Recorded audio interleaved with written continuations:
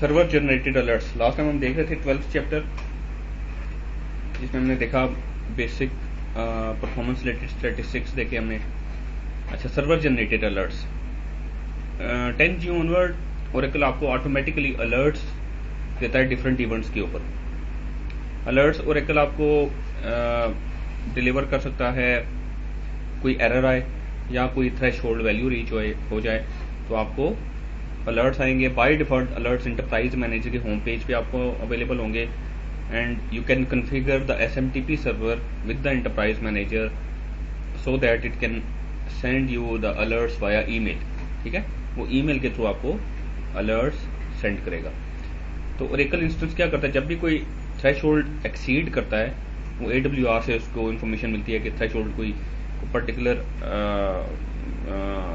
Metric है, वो threshold value को रीच तो नहीं कर गई या उसको एक्सीड तो नहीं कर गई। तो जैसे AWR से उसको ये इन्फॉर्मेशन मिलती है, वो फौरन से अलर्ट्स क्यू में डाल देता है और फिर अलर्ट्स आपको इंटरप्राइज मैनेजर में बाय डिफॉल्ट विजिबल हो जाते हैं। थ्रेशोल्ड आप कैसे सेट कर सकते हैं, आपके पास डिफरेंट तरह के मेट्रिक थ्रेशोल्ड वैल्यूज अवेलेबल हैं, ऑप्शंस अवेलेबल हैं जिन पे आप जाके थ्रेशोल्ड सेट कर सकते हैं।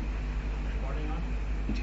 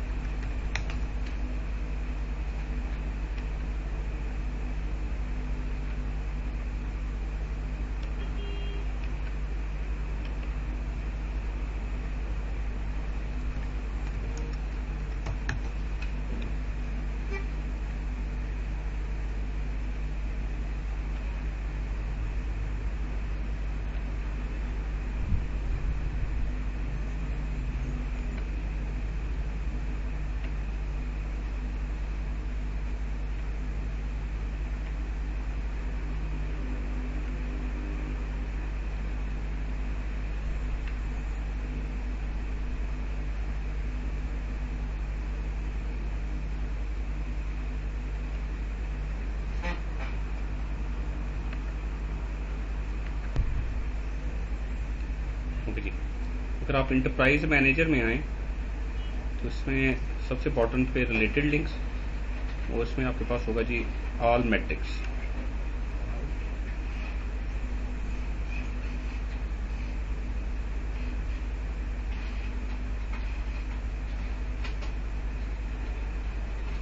अब ये आपके पास डिफरेंट ऑप्शन है, जैसे इसमें हम देखते हैं जी डेटाबेस टेबल स्पेस देते हैं, टेबल स्पेस फुल। तो ये देखें, इसमें टेबल स्पेस फुल में उसने एग्जांपल, अच्छा नहीं, ये तो सारे मैट्रिक्स आपको ही दिखा रहे हैं, मैट्रिक्स एंड अलर्ट्स में होगा। हाँ, ये जी मैट्रिक एंड पॉलिसी सेटिंग्स में आपने जाना है रिलेटेड लिंक्स के अंदर।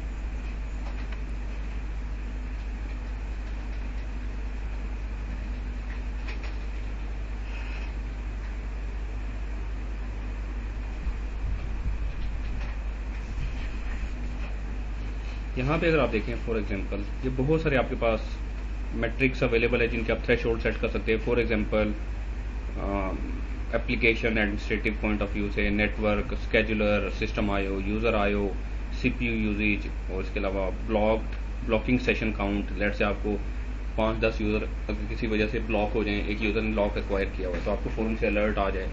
ठीक है, एंड इसके अलावा table space usage, archive areas usage, बहुत सारे आपके अलर्ट्स कन्फिगर हो सकते हैं। बाय डिफॉल्ट आपके टेबल स्पेस यूजेज के अलर्ट्स कन्फिगर होते हैं। यहाँ पे देखिएगा ये टेबल स्पेस परसेंट यूज्ड, आप undo table space, temp undo या ऑल अदर्स, सब के लिए ये 85% पे आपको एक वार्निंग मैसेज देगा, और 97% जैसे ही टेबल स्पेस फुल होगी आपको क्रिटिकल अलर्ट देगा। और ये सारे अलर्ट्स आपको विजिबल होंगे, आप यहाँ पे आके उनकी वैल्यू सेट कर सकते हैं, चेंज कर सकते हैं, और ये सारे अलर्ट्स आपको इंटरप्राइज मैनेजर के ये होम पेज के ऊपर ये अलर्ट्स के अंडर अवेलेबल होंगे। कोई भी अलर्ट आएगा इसी तरीके से आपको यहाँ पे मैसेज आएगा, ठीक है।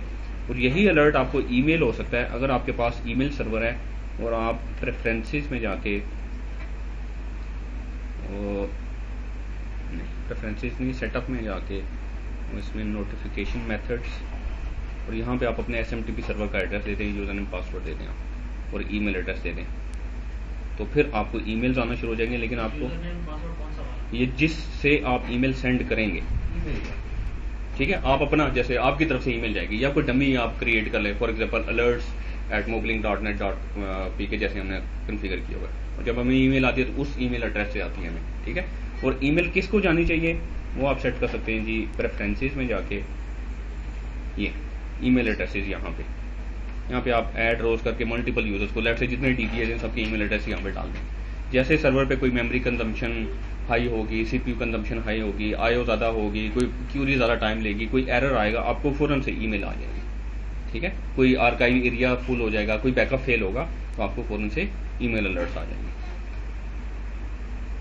अगर ये डिस्क फुल हो जाए वो भी चीज़ सही, हाँ ये सब, हाँ ये आपके OS के भी स्टैटिस्टिक्स और आपके डेटाबेस के भी, ये सारे आपको ईमेल करेगा, सब सारे अलर्ट्स को आपको ईमेल करेगा। वो बैकअप जो आर्काइव पड़े होते हैं इसके वो अक्सर आते नहीं है, हाँ उससे स्पेस फुल करके वो नहीं, आपको अलर्ट आने चाहिए। ये अलर्ट्स अगर आप कॉन्फ़िगर करें तो ये आपको वो आर्काइव एरिया यूज % का एक मेट्रिक है, उसमें आप वैल्यू सेट कर दें, जैसे 80% फुल हो तो आपको अलर्ट आ जाएगा।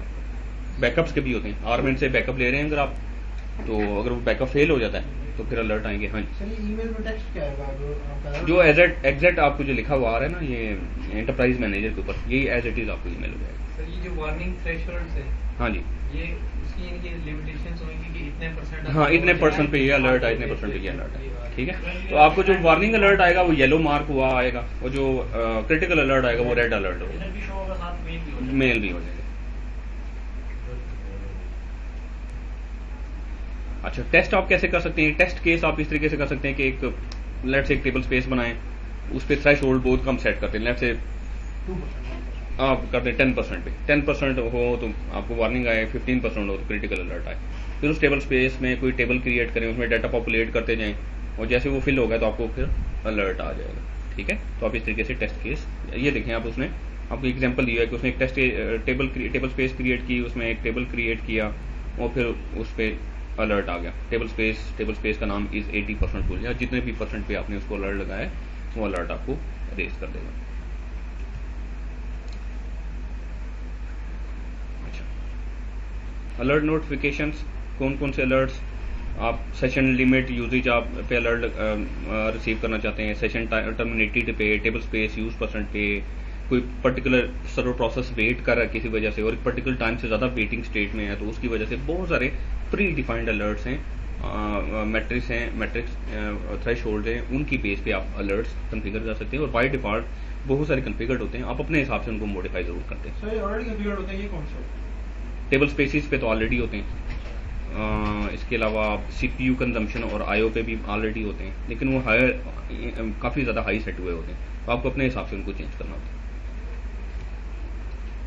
अच्छा, अलर्ट से को फिक्स कैसे करना है? आप if necessary you should gather more input, for example bye running ADDM और अनदर एडवाइजर, ठीक है, लेट से मेमोरी से रिलेटेड या CPU से रिलेटेड है, तो आप देखेंगे किस की वजह से है, तो आपको ADDM से या एडवाइजर से आपको पता चल जाएगा। इन्वेस्टिगेट क्रिटिकल एरर्स, अगर कोई रेड अलर्ट आए तो उनको जरूर देखें, इन्वेस्टिगेट करें और उनको फिक्स करें, अदरवाइज रेड अलर्ट के बाद हो सकता है आपकी डेटाबेस अनअवेलेबल भी हो जाए। Take corrective measures, acknowledge alerts that are not automatically cleared, कुछ अलर्ट्स होते हैं जो ऑटोमेटिकली क्लियर हो जाते हैं, जैसे टेबल स्पेस का अलर्ट है, हाँ अगर आप उसमें स्पेस अवेलेबल कर दें तो वो खुद ही क्लियर हो जाता है, लेकिन कुछ अलर्ट्स हैं जो कि क्लियर नहीं होते हैं, एंटरप्राइज मैनेजर में आपको नजर आ रहे होते हैं, हालांकि आपने फिक्स कर दिया होता है, तो आपको उनको क्लिक करके उनके ऊपर जाके उनको क्लियर करना होता है ताकि वो एंटरप्राइज मैनेजर के पेज के ऊपर आपको डिस्प्ले ना हो रहे हो। दो तरह के अलर्ट्स होते हैं, एक होते हैं जी थ्रेशोल्ड बेस अलर्ट्स या उनको स्टेटफुल अलर्ट्स भी कहते हैं, और एक होते हैं स्टेटलेस या नॉन थ्रेशोल्ड बेस अलर्ट्स, ठीक है। थ्रेशोल्ड बेस्ड अलर्ट्स जो होते हैं वो फॉर एग्जांपल किसी न किसी वैल्यू के अगेंस्ट कोई ना कोई आप वैल्यूज देते हैं कि ये वैल्यूज होंगी तो क्रिटिकल अलर्ट आएगा और ये वैल्यू होगी तो वार्निंग आएगी, तो जैसे वो थ्रेशोल्ड रीच होते हैं तो अलर्ट्स आपको, हाँ जी लिमिट्स डिफाइन कर देते हैं, तो अलर्ट्स आपको रेज होते हैं। डंप एरिया यूज होता है, ये कौन सा है?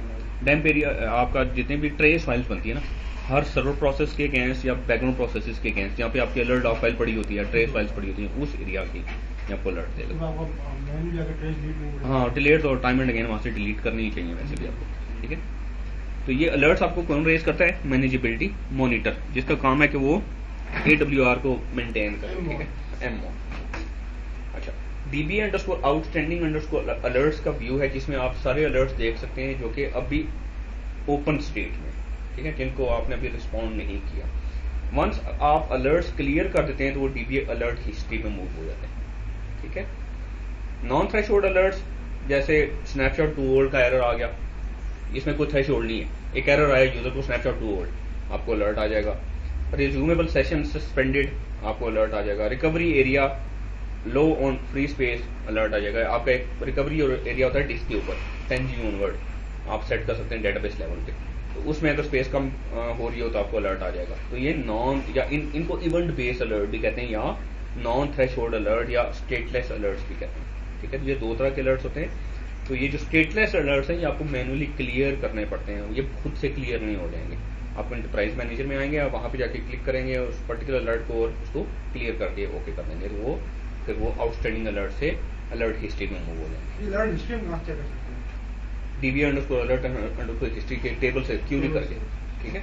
ये आपके पास ये दो टेबल्स आपको दिखा रहा है, DBA आउटस्टैंडिंग अलर्ट्स और DBA अलर्ट हिस्ट्री। तो जो आपको एंटरप्राइज मैनेजर में अलर्ट्स नजर आ रहे होते हैं वो DBA आउटस्टैंडिंग अलर्ट से आपको दिखा रहा होता है। Once they are clear they are move to the DBA alert history table. History में होते हैं। सिस में रिकवरी देनी पड़ेगी सारी। हाँ, सिलेक्ट स्टडी फ्रॉम द, अगर आप एंटरप्राइज मैनेजर से देखेंगे तो आपको ग्राफिकली दिखा देगा, अदरवाइज आप क्यूरीज के थ्रू अलर्ट्स को देख सकते हैं। सर अगर इनको रिकवर नहीं करें तो देखें डेटाबेस पे इफेक्ट पड़ेगा। देखें आप लेट से टेबल स्पेस यूजेज का आपको अलर्ट आया, 97% आपकी टेबल स्पेस फुल होगी, आपने करेक्टिव एक्शन नहीं लिया तो क्या होगा? यूजर्स को एरर आना शुरू हो जाएंगे कि अब वो टेबल में स्पेस मतलब वो स्पेस खत्म हो गया, वो फर्दर डाटा ना अपडेट कर सकते हैं ना इंसर्ट कर सकते हैं। लेट से आपका वो आर्काइव एरिया है वो फुल हो गया, आपने उस पर कोई करेक्टिव मेजर ना लिया, डेटाबेस डाउन हो जाएगी, डेटाबेस को कोई यूजर कनेक्ट ही नहीं कर सकेगा जब तक आप उसको फिक्स नहीं करेंगे। तो ये क्रिटिकल एरर्स होते हैं जो आपने देखने होते हैं, उनको फिक्स करना जरूरी है। आपको कोई और 600 का एरर आया, आपने उसको देखा ही नहीं, हो सकता आपकी डेटाबेस ही करप्ट हो जाए, ठीक है। देयर कैन बी मैनी, मतलब कि वो उसके बहुत सारे उसके कॉन्सिक्वेंसेज हो सकते हैं। तो इसलिए आपको इन अलर्ट्स को सीरियस लेना चाहिए और उनके अगेंस्ट करेक्टिव मेजर्स करने चाहिए। अलर्ट्स को एंटरप्राइज मैनेजर भी कर सकते हैं डील। हाँ, मतलब बहुत सारे अलर्ट, जैसे टेबल स्पेस में स्पेस का इशू है तो अब देखें OS से रिलेटेड जितनी चीजें वो तो OS पे जाके करनी पड़ेंगी। लेट से आर्काइव एरिया फुल हो गया तो वो फिर OS पे जाके उसको आप बैकअप लेंगे या मूव करेंगे। आप इंटरप्राइज मैनेजर में रहते हुए भी कर सकते हैं, आरमेन इन्वोक कर दें ताकि वो आर्काइव्स का बैकअप ले लें और आर्काइव वहां से डिलीट करते हैं, एंड फोन बहुत सारे काम किए जा सकते हैं। लेकिन कुछ चीजें ऐसी हैं जो कि आपको मैनुअली जाके वो सेट करनी पड़ती हैं। सर मेरे पास अभी एक एंटरप्राइज मैनेजर में अलर्ट आ रहा है कि users is logged on from linuxdb26.org। ये देखें, ये बाइट वर्ड आपका सिस यूजर ऑडिट होता है। अच्छा हाँ। जैसे सिस यूजर कहीं से भी लॉगिन होगा ना तो आपको फौरन से एक अलर्ट आएगा। अच्छा, ये कैटेगरी में यूजर ये audit है। हाँ, ये यूजर ऑडिट है। ओके जी, ये फिर हम हिस्ट्री से भी देख सकते हैं सिस कब कब खुलने के बाद। कहाँ से और किसके साथ कनेक्ट हुआ। अच्छा, stateless alert such as snapshot too old can be found in the dictionary view DBA outstanding alerts.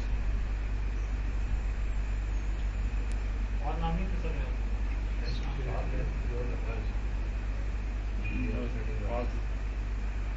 क्योंकि DBA आउटस्टैंडिंग अलर्ट्स में डेफिनेटली शुरू में DBA आउटस्टैंडिंग अलर्ट्स में होगा, जैसे ये क्लियर हो जाएगा तो हिस्ट्री में चला जाएगा।